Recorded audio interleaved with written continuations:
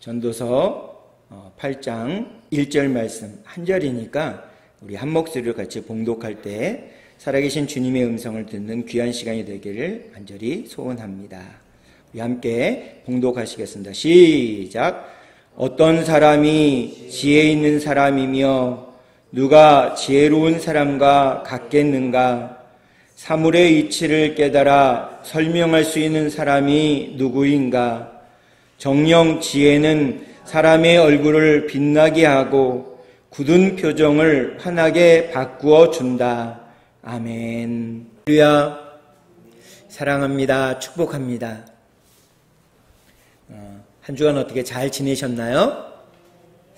날씨가 점점 이렇게 선선해져 가고 있어요. 그리고 하늘은 점점 이렇게 높아 보이죠? 그래서 같은 하늘이고 같은 날씨인데도 이렇게 계절에 따라 시간에 따라서 점점 변하는 것을 볼 수가 있습니다.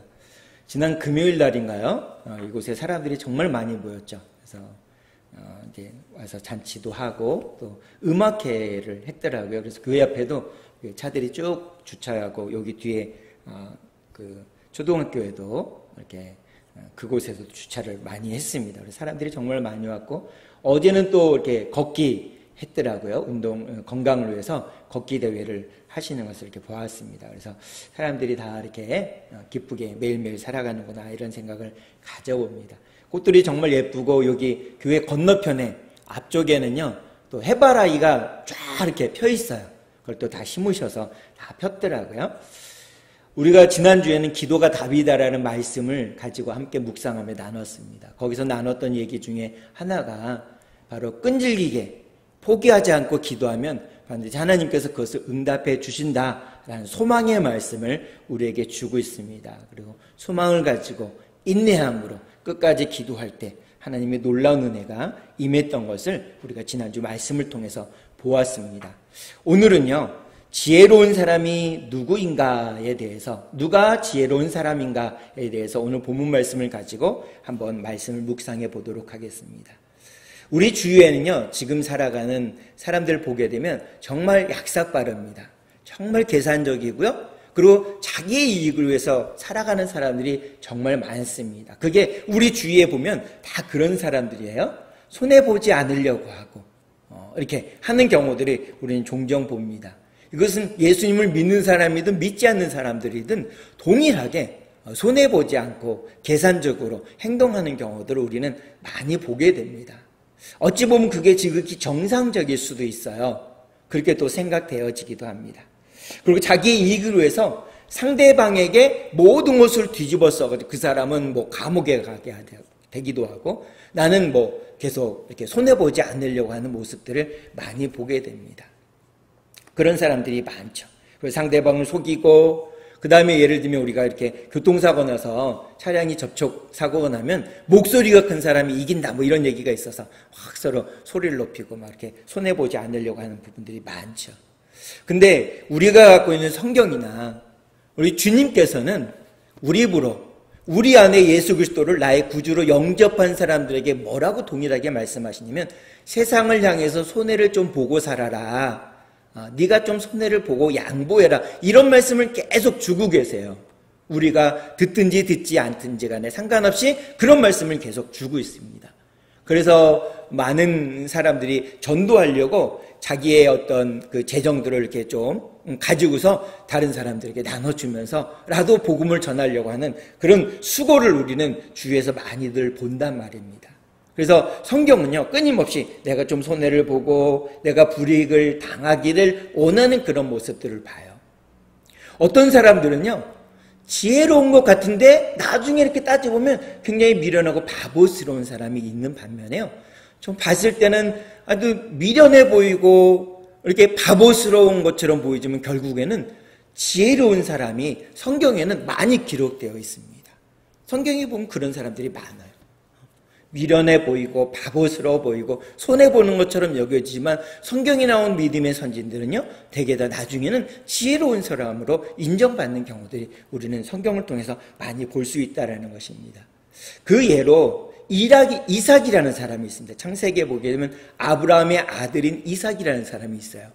아버지 아브라함이 죽은 다음에 그 땅에서 이방 땅에서 이삭이 계속 살았습니다. 근데 이 이삭이 살고 있는 그 땅에는요, 이 물을 얻기가 굉장히 어렵습니다. 그래서 우물을 파는 게 굉장히 곤욕스럽고 어렵습니다.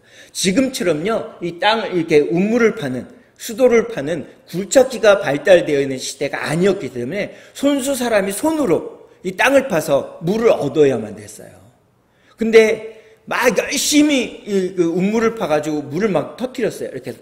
그래서 너무나 기뻐해서 막 이렇게 물을 다 먹고 자기네들도 먹고 동물들도 먹이고 또 뭐 세수도 하고 뭐 머리도 감고 이렇게 하는데 갑자기 그 동네에 사는 나쁜 사람들이 찾아와서 야 여기 우리 땅이야. 이 우물은 우리 거야. 막 이렇게 고집을 피워요. 그랬더니 이삭이요. 이렇게 양보해 줍니다. 그래. 니네가 써. 니네가 사용해. 나는 이 옆에다가 또 우물을 팔게. 그래서 옆에다가 우물을 막 팠어요. 그때 이 사람들이 또 불량스러운 사람들이 와가지고 여기도 우리 땅이야. 너 다른 데 가서 파. 그러니까 그래. 내가 좀 손해보자. 양보하자. 그러면서 이 이삭이요. 그냥 이렇게 양보해주고 다른 데 갑니다. 그렇게 한두 차례 더 하다가 하나님께서 그 이삭에게 많은 복을 주세요. 근데 그것을 바라봤던 그 땅, 그 지방에 살고 있는 왕인 아비멜렉이요. 자기의 장관인 비골이라는 사람을 데리고 와서 이삭에게 하루아침에 이렇게 와요. 와서 뭐라 하냐면 우리랑 평화조약을 좀 맺자. 평화조약을 맺자. 어유 이게 우물 봤더니 우물을 뺏었던 이 사람들이 그렇게 얘기를 하는 거예요. 그랬더니 이삭도 깨우뚱 하면서 왜 그럴까? 속내가 과연 무엇일까? 이렇게 생각해 보았어요. 우리 주보에는 창세기 26장 28절에서 29절에 보니까 그 이유가 있습니다. 이 창세기 26장 28절 29절을 우리 표준 세번역으로 기록해 놓았으니까요. 한번 같이 읽도록 하겠습니다. 한 목소리로 같이 읽겠습니다. 왜 갑자기 평화조약을 맺자고 하는지 그 이유가 여기에 있습니다. 우리 창세기 26장 28절 29절 우리 함께 한 목소리로 같이 읽겠습니다. 시작. 그들이 대답하였다. 우리는 주님께서 당신과 함께 계심을 똑똑히 보았습니다. 그래서 우리는 우리와 당신 사이의 평화조약을 맺어야 하겠다고 생각합니다. 이제 우리와 당신 사이에 언약을 맺읍시다. 우리가 당신을 건드리지 않고 당신을 제일 잘 대하여 당신을 평안히 가게 한 것처럼 당신도 우리를 해롭게 하지 마십시오. 당신은 분명히 주님께 복을 받은 사람입니다. 이렇게 얘기해요. 참 놀랍지 않습니까? 이 사람들은요, 이 얘기한 아비멜렉이나 비골이라는 사람은요, 하나님의 하자도 모르는 사람들이에요. 근데 이 사람들이 이삭에게 와서 평화조약을 맺읍시다라고 이렇게 얘기합니다. 이삭이 우물을 팠더니 이 사람들이 야 여기 우리 땅이야. 너 다른 데 가서 우물 파. 이렇게 했더니 그걸 몇 번을 양보해주고 손해를 봤어요. 그리고 다른 동네 가가지고 결국은 쫓겨나서 다른 동네 가가지고 또 우물을 파고 거기서 살았어요. 근데 가만히 이삭을 보니까 어떤 일이 일어났냐면 그의 농사를 지었는데요. 100배 축복을 받는 거예요. 성경에는 100배 이렇게 하면 이게 10배, 100배 뭐 이런 숫자가 들어가는 열이나 10이나 100이나 그 다음 3이나 7이나 이런 숫자는 완전한 겁니다. 그래서 뭐 100배 우리가 생각하는 수치적으로 100배의 축복을 받는 게 아니라 정말 어마어마한 축복을 받은 거예요. 그것을 이 사람들이 눈으로 본 겁니다. 28절 앞부분에 보니까 뭐냐면 우리는 주님께서 당신과 함께 계심을 똑똑히 보았습니다. 이렇게 얘기하잖아요. 똑똑히 보았습니다. 개역 개정판에는 이렇게 뭐라고 되어 있냐면 분명히 보았습니다라고 되어 있습니다. 그러니까 두 눈으로요 확인을 한 거예요. 얼마나 하나님이 축복을 해주시는지.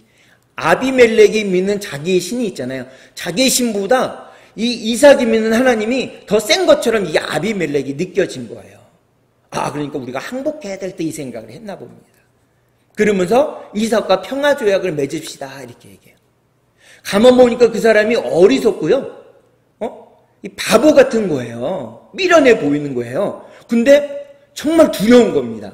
양보하고 뭐 그 땅에 쫓겨나도 하나님 막 축복하는 걸 보니까 그 마음 가운데 어떤 마음이냐면 두려운 마음이 엄습해온 거예요. 그래서 아, 저 사람하고는 잘 지내야 되겠다. 그러면서 29절 끝부분에 뭐라 하냐면 당신은 분명히 주님께 복을 받은 사람입니다. 이렇게. 참 놀랍지 않습니까? 이 아비멜렉이 하나님의 하자도 모르는 사람이었는데 하나님에 대해서 뭐라면 주님 이렇게 표현하잖아요. 주님께서 이렇게 표현하잖아요. 참 놀랍지 않습니까? 이런 표현을 하면서 언약을 맺자고 합니다. 두려운 거예요. 바보처럼 여겨지는데 미련해 보이는데 이삭과 함께하는 하나님이 너무 무서운 거예요. 그러니까 이삭도 무서운 거죠. 또 구약 성경에 보니까 다니엘이라는 사람이 나와요. 이 다니엘이라는 사람은 과연 어땠는지 오늘 주보에 있으니까 다니엘서 6장 10절입니다. 이것은 개역 개정판으로 볼게요.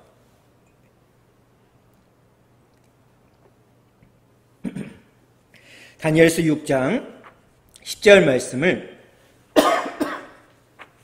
우리 함께 읽어보도록 하겠습니다. 시작. 다니엘이 이 조서에 왕의 도장이 찍힌 것을 알고도 자기 집에 돌아가서는 윗방에 올라가 예루살렘으로 향한 창문을 열고 전에 하던 대로 하루 3번씩 무릎을 꿇고 기도하며 그의 하나님께 감사하였더라. 아멘. 자, 보세요. 이 6장 10절에 있는 이 조서, 이거는 뭐냐면요, 왕의, 지금부터 한 달 동안 왕의 다른 신에게 기도와 예배를 드리면 안 됩니다. 그런 사람은 어떻게 하냐면요, 사자들이 있는 그 사자굴에 사자 밥이 되게 합시다라고 한 조서예요. 근데 거기에 왕이 도장을 꽝 찍었습니다. 이건 왕도 어떻게 할 수 없는 거예요. 왕도 구할 수 없습니다. 이 한 달 동안은. 자기가 사랑하는 가족이나 사랑하는 신하들이 그렇게 했을지라도 구할 수가 없는 거예요. 근데 이 6장 10절에 뭐라고 합니까? 다니엘이 이 조서에 왕의 도장이 찍힌 것을 알고도. 이 다니엘은요, 이스라엘의 포로로, 이스라엘 사람인데 포로로 잡혀가요. 어디로? 바벨론으로. 당시 초강대국이었던 바벨론에 포로로 잡혀갑니다. 근데 얼마나 똑똑하고 지혜로웠는지 하나님이 지혜를 주시고 총명함을 주셔서 그가 모든 사람들, 그 바벨론 사람들까지 다 통틀어서 그 중에 최고로 똑똑한 사람이었어요. 총명하고 지혜로운 사람이었습니다. 그래서 왕이 제일 사랑하는 신하가 되었어요. 그래서 국무총리가 있는데 국무총리 3명인데 그 중에 우두머리입니다. 수석 국무총리가 됐어요. 그러니까 직급으로 보면 왕 바로 밑에 있는 국무총리예요. 그만큼 이 왕이 믿고 신뢰하고 사랑하는 사람이었습니다. 근데 이 왕이 도장을 찍은 것을 왜 다니엘이 몰랐겠습니까? 알았지만 그날도 자기 집에 들어가서요, 윗방에 올라가서 창문을, 예루살렘을 향한, 자기 고국인 예루살렘을 향한 창문을 켭니다. 그리고 큰 소리로 매일 3번씩 기도했던 거 그대로 기도해요. 나라의 민족을 위해서 기도합니다. 그랬더니 이 다니엘을 고발하려고 했던 사람들이 옳거니 잘됐다 그래서 다니엘을 고발합니다. 그래서 다니엘이 어떻게 됐냐면 사자굴에 이렇게 빠져요. 지난주에 제가 말씀드린 대로 굶주린 사자의 입을 하나님께서 막으시사 다니엘이 그 사자굴에 빠졌는데 어떻게 되냐면 사자들이, 하나님이 천사가 가서 입을 이렇게 막으니까 잡아먹을 수가 없는 거예요. 꼼짝 못하는 거예요. 다니엘 근처에 와가지고 잠잘 때 추우니까 따뜻하게 보온 역할을 해줬어요. 아침에 왕이 아침에 동이 트자마자, 해가 뜨자마자 막 달려갔어요. 다니엘아, 다니엘아, 네가 믿는 하나님이 너를 구원해 주셨느냐? 그랬더니 왕이시여 제가 여기 있습니다. 그래서 얼른 구원해내죠. 아침에 버젓이 나오는 거예요. 근데 다니엘이요, 이 한 달 동안 기도를 잠시 멈추면 안 될까요? 이게 일반적인 생각입니다. 좀 기도하던 거 한 달만 참지. 그러면 될 텐데. 피해갈 수 있을 텐데. 아니면 기도하려면 또 창문을 닫고 불을 다 끄고 이불을 이렇게 뒤집어 쓰고 조용히 침묵 기도하면 안 되나? 그러면 하나님이 안 받아들여 주시나? 왜 이렇게 다니엘 미련해? 바보 같아. 피할 방법이 있을 텐데 그렇게 지혜로운 사람들 이렇게 생각을 한단 말입니다. 근데 하나님이 다니엘을 이렇게 구원해 주셨잖아요. 그리고 이 다니엘을 고발했던 사람들이 어떻습니까? 그 가족들까지 다 그 사자굴에 다 이렇게 떨어져서 결국은 사자밥이 다 되고 죽잖아요. 오늘 본문에서 말씀하시는 지혜로운 사람이 과연 누구일까요? 이 이삭이나 다니엘이 힘이 없어서 그럴까요? 이삭은요, 아버지 때부터 길려왔던 종들 중에 싸움만 전문적으로 하는 사람이 300여 명이 있어요. 나라와 전쟁에도요, 조금도 밀리지 않을 만한 싸움을 잘하는 300여 명의 전사들이 있었습니다. 그리고 방금 말씀드린 대로 이 다니엘은 어떤 사람입니까? 왕으로부터 총애를 받아요. 사랑을 제일 많이 받는 신하입니다. 피할 길이 분명히 있었을 거예요. 근데 그렇게 하지 않았습니다. 사람들이 보기에 다 미련하다고 바보스럽다고 이렇게 손가락질 했을 수도 있어요. 그러나 피하지 않았습니다. 왜 그랬을까요? 지혜로운 사람, 하나님이 보시기에 지혜로운 사람은 어떤 사람이냐면요, 하나님 편에 서서 하나님이 원하시는 방법대로 선택하는 사람입니다. 이삭이나 다니엘은 그런 사람이었습니다. 하나님이 원하시는 방법대로 그 일을 선택을 해요. 그러면 우리가 생각해 볼 수 있어요. 어떻게 하면 하나님이 원하시는 방법대로 선택할 수 있을까요? 무엇을 해야 될까요? 야고보서 1장 5절은 그 방법을 이렇게 말씀하세요. 우리 주보에 있으니까 같이 읽어보겠습니다. 신약성경 야고보서 1장 5절 시작. 너희 중에 누구든지 지혜가 부족하거든 모든 사람에게 후히 주시고 꾸짖지 아니하시는 하나님께 구해라. 그리하면 주시리라. 아멘. 어떻게 하라고요? 구하라. 하나님이 원하시는, 하나님 편에서 하나님이 원하시는 방법을 모른다면, 그 선택할 방법을 모른다면 하나님께 기도하는 것입니다. 기도. 지혜로운 사람의 두 번째 요건은 뭐냐면 기도하는 것입니다. 기도하는 거예요. 그러면 하나님께서 어떻게 해주시느냐? 그 사람의 얼굴을 환하게 해주세요. 환하게 해주세요. 자, 이게 안 되는데도 환하게 해주세요. 하나님의 지혜가 있는 사람은요, 항상 환한 모습으로 살아가요. 그리고 이런 사람들은 어떤 사람이냐, 또 어떠냐면, 사람들을 보면요, 막 안 된다고, 못한다고 그래도 소망과 용기를 주고 격려해주는 사람입니다. 그리고 어머니들이 그러잖아요. 잘 못해도, 야, 잘할 수 있어. 넌 그만한 능력이 있어. 그리고 막 소망을 주고 용기를 주잖아요. 격려해 주잖아요. 어머니들이 그래서 공부를 많이 했든 적게 했든 이게 상관이 없고 지혜로운 겁니다. 지혜로운 거. 하나님의 지혜가 있어서 그래요. 지혜로운 겁니다. 하나님이 보시는 지혜로운 사람은 하나님 편에서 하나님이 원하시는 방법을 선택하는 사람, 또 하나님께 기도하는 사람, 그리고 하나님이 주시는 그 즐거움을 가지고 다른 사람들에게 용기와 소망을 주면서 격려해 주는 사람이 바로 지혜로운 사람이라는 것입니다. 그래서 전도서 8장 1절은요. 표준 세번역으로 보니까 이렇게 말씀하고 있어요. 제가 읽어드릴게요. 주보에 있으면 같이 보겠습니다. 어떤 사람이 지혜 있는 사람인가? 사물의 이치를 아는 사람이 누구인가? 지혜는 사람의 얼굴을 밝게 하고 굳은 표정을 바꾸어 준다. 아멘. 얼굴에 광채가 나는 거예요. 지혜가 있으면, 하나님의 지혜가 있으면요, 얼굴에 광채가 나요. 밝아져요. 그러면 나의 삶이 매일매일 즐거운 겁니다. 뭐가 잘 안 돼도 더디 돼도 몸이 아파도 즐거운 거예요. 그게 지혜로운 사람의 조건이라는 거죠. 그런 사람들이 지혜로운 사람입니다. 그러면 내 표정까지도 밝아집니다. 그럼 다른 사람들이 보고요, 우는 낯에, 우리가 그러잖아요. 우는 낯에 침 못 뱉는다고. 그런 얘기를 우리가 듣잖아요. 우리 그런 사람들이 된다라는 것이죠. 그런 사람들 주위에는요, 사람들이 자꾸 이렇게 모여요. 그런 사람들 주위에는 사람들이 함께하고 싶어해요. 그런 사람들과는 또 대화하고 싶어요. 그래서 잠언은 그런 사람들에 대해서 이렇게 말씀합니다. 잠언 15장 13절. 우리 함께 읽어보겠습니다. 주보에 있으면 같이 읽겠습니다. 시작. 마음의 즐거움은 얼굴을 빛나게 하여도 마음의 근심은 심령을 상하게 하느니라. 아멘. 자, 보세요. 오늘 본문에서는 지혜는 사람의 얼굴을 밝게 하고 굳은 표정을 바꾸어준다 이렇게 했습니다. 그런 사람들 잘 웃는 사람이라고 말씀드렸습니다. 마음의 즐거움이 있기 때문에 잘 웃습니다. 내가 잘 되고 못 되고 이게 아니라 내가 가진 것이 많고 건강하기 때문에 맨날 웃는 것이 아니라 그냥 즐거움을 갖는 거예요. 왜냐하면 하나님이 나와 함께 하시니까 즐거운 겁니다. 그런 사람들은 얼굴을 빛나게 해요.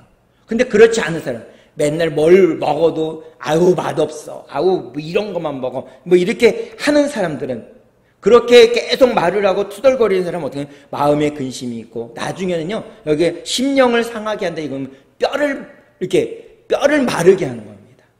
뼈를 상하게 하는 겁니다. 나중에는 어떻게 하냐면 건강도 상해요.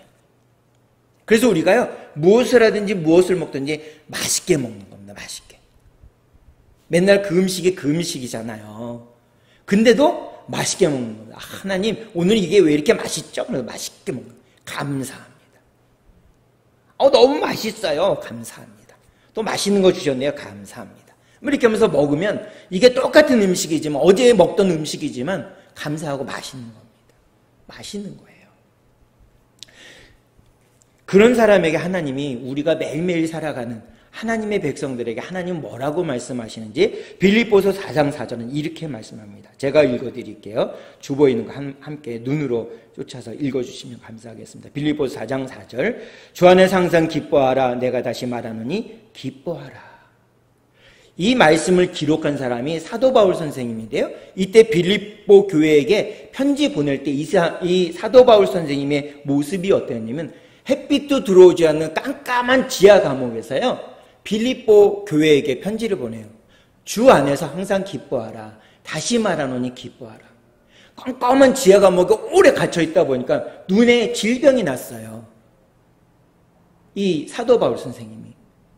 그래서 눈이 침침해요.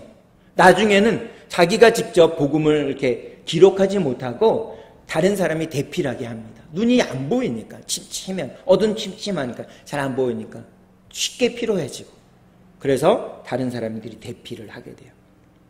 근데 하나님께서 왜 이렇게 기뻐하라고 말씀하시느냐? 그것도 항상 기뻐하라고 말씀하시느냐? 그 이유가 무엇일까요? 그래서 기뻐하는 사람에게는 어떤 유익이 있을까요? 기뻐하는 사람은요 마음에 약이 된단 말입니다. 그 기쁨은요 우리 마음 가운데 약이 돼요. 우리 모습 가운데 약이 됩니다. 우리 속담에 그런 얘기가 있죠. 웃으면 복이 와요. 이런 얘기가 있잖아요. 그리고 우리가 억지로라도 웃고 억지로라도 막 이렇게 웃잖아요. 그러면 우리 뇌는요. 얘가 즐거워서 웃는구나. 우리 몸이. 그러면 우리 몸에 좋은 호르몬, 우리 몸을 건강하게 하는 엔돌핀 같은 호르몬을요. 막 분비해줘요. 그럼 우리가 아프던 것이 점점 낫습니다. 그래서 억지로라도 웃는 거예요. 애기들 봐요. 애기들. 아무것도 아닌데 까르르 웃잖아요. 근데 애기들은 아무리 피곤해도 아이들은요. 아무리 피곤해도 하룻밤 딱 자고 나면 쌩쌩하잖아요. 잘 웃어서 그렇습니다. 아이들이 뭐 특별한 걸 먹나요? 아직 젊기 때문에 뭐 그럴 수도 있겠지만 그래서 우리가 억지로라도 웃는 겁니다. 억지로라도 이렇게 기뻐하는 겁니다. 그러면 우리 뇌는 몰라요. 잘. 그래서 억지로 웃는지 아니면 진짜 좋아서 웃는지 몰라요. 그러다 보면 우리 몸에요. 뭐가 나오냐면 좋은 호르몬인 엔돌핀이 막 나오는 겁니다. 몸이 가뿐해. 아침에 일어날 때 너무 가벼워요. 뭐 그렇습니다. 그래서 하나님께서는 항상 기뻐해라 이렇게 말씀하고 있습니다. 오늘 본문은 전도서 8장 1절은요. 누가 지혜로운 사람이냐 이렇게 물어요. 그 지혜로운 사람은요. 하나님 편에 서서 하나님이 원하시는 방법대로 매 순간 선택하는 사람. 예수님과 손을 꼭 잡고 사는 사람. 그러면 어떻게 선택할 수 있냐? 하나님 앞에 기도하는 사람이죠. 하나님 앞에 기도하면 우리의 마음을 즐겁게 됩니다. 하나님이 원하시는 기쁨이 항상 우리 마음에서 샘솟듯 일어납니다. 그러면 우리의 마음이 더 즐겁게 되죠. 우리의 근심과 걱정은 떠나가게 됩니다. 그러면 이렇게 또 말씀하시는 분이 있어요. 목사님 제 나이가 돼봐요. 안 그런가 이렇게 말씀하실 수 있어요. 물론 그렇습니다. 얼마나 힘들고 어려우세요. 그래도 한 번 더 웃는 겁니다. 그럼 내 마음이 또 즐거워지잖아요. 결론을 맺겠습니다. 주님은 우리들에게 하나님의 뜻이 분명히 무엇인지를 말씀해 주세요. 데살로니가전서 5장 16절에서 18절까지 이렇게 말씀하세요. 눈으로 같이 쫓아 읽어주세요. 제가 읽겠습니다. 항상 기뻐하라. 쉬지 말고 기도하라. 범사에 감사하라. 이것이 그리스도 예수 안에서 너희를 향하신 하나님의 뜻이니라. 이게 하나님의 뜻이다. 분명하게 우리에게 말씀해 주고 있어요. 그래서 항상 기뻐해야 됩니다. 우리는 항상 쉬지 말고 기도해야 됩니다. 그리고 범사에 감사해야 됩니다. 그것이 그리스도 예수 안에서 우리를 향하신 하나님의 뜻이다. 이렇게 말씀하고 계세요. 오늘도 나와 함께 하시는 그 예수님 손 꼭 잡고 믿음으로 살아갈 수 있는 이번 한 주간도 예수님과 기쁘게 살아갈 수 있는 우리 모두가 되길 주님의 이름으로 축복합니다. 이 마음을 가지고 우리 결단기도 다 함께 드리도록 하겠습니다. 시작. 하나님 아버지, 저는 죄인입니다. 어디에서 와서 왜 살며 어디로 가는지 알지 못하고 방황하며 살았습니다. 저의 죄를 위하여 십자가에서 죽으시고 부활하신 예수님을 제 구주로 모셔드립니다. 이제 저는 하나님의 자녀가 되었습니다. 지금부터 영원토록 주님과 함께 살겠습니다. 예수님의 이름으로 기도드립니다. 아멘. 기도하겠습니다. 참 좋으신 아버지 하나님, 감사를 드립니다. 아침에 일어나니 몸이 찌뿌둥하고 몸에는 기운이 없지만 그래도 오늘 주님의 날을 기억나게 해주셔서 예배당에 나와 예배를 드릴 수 있도록 인도해 주시니 감사를 드립니다. 매일 매순간 주님 바라보며 살아가기에 우리 마음이 더없이 기쁘고 행복합니다. 그 예수님 손 꼭 잡고 매일매일 항상 기뻐하고 쉬지 말고 기도하고 범사에 감사하는 주님의 자녀들이 다 될 수 있도록 인도해 주시옵소서. 이번 한 주간도 우리에게 한없는 기쁨을 주시고 행복을 주시는 예수님과 손 꼭 잡고 동행하는 삶, 기쁨의 삶을 살아갈 수 있는 우리 모두가 될 수 있도록 인도해 주시옵소서. 예수님의 이름으로 기도하옵나이다. 아멘.